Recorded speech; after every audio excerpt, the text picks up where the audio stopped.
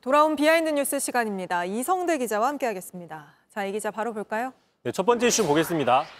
창세기 출애굽기 레위기. 이거 교회 다니는 분들은 많이 알 텐데요. 구약 성경 이름입니다. 암기송도 있었죠. 자, 갑자기 성경 얘기를 하는 이유가 뭐냐면 오늘 아침 민주당 회의였습니다.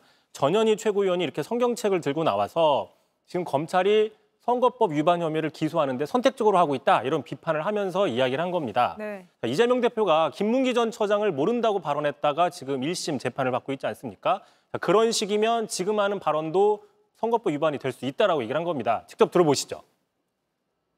윤석열 후보의 발언이 당선 목적의 허위사실 유포가 아니다라고 주장을 하고 싶으면 검찰은 김건희 여사가 39건 929장 23,145절로 구성된 방대한 양의 구약 성경을 외우는 신공을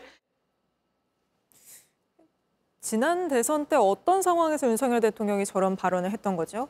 자, 다시 한번 그때로 되돌아가 보면요. 당내 경선 TV토론 당시에 지금 보신 것처럼 당시 윤석열 후보가 손에다가 왕자를 써서 상당히 화제가 논란이 된 적이 있습니다. 이때 그 천공의 이름도 드러나면서 자, 이른바 무속 논란이 급속도로 확산이 됐습니다. 그러자 며칠 후에 윤 대통령이 여의도의 큰 교회를 성경책을 들고 방문을 하면서 이런 얘기를 한 겁니다. 자, 직접 들어보시죠.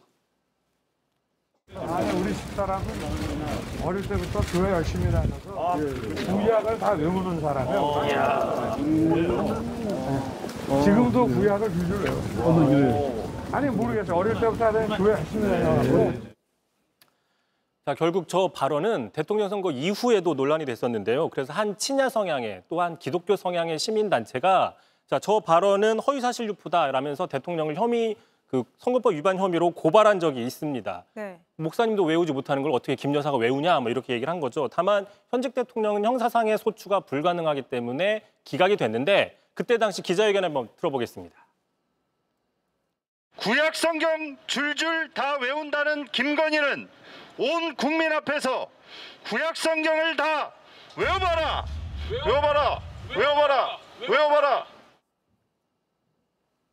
네, 야당이 지금 갑자기 발언 소환한 건 지난 총선 그 공선법 위반이 공소시효 앞두고 지금 기소하고 있고 이래서 그런 건가요? 그렇습니다. 말씀하신 것처럼 이제 다음 달 10일이면 그 공소시효가 마감이 됩니다. 하지만 그 전에 선택적으로 야당만 기소하는 게 아니냐라는 게 야당의 주장입니다. 네. 실제로 오늘이었습니다. 오늘 조국 혁신당 대표가 자신이 그 지난번 선거 기간 중에 딸이 스스로 학위를 반납했다는 이 발언이 지금 선거법 위반 혐의로 검찰에 송치가 되는데 자, 스스로 반납하는 행위를 하지 않았기 때문에 허위 사실에 유포되는 게 될 수 있다는 게 경찰의 이야기라는 것이죠.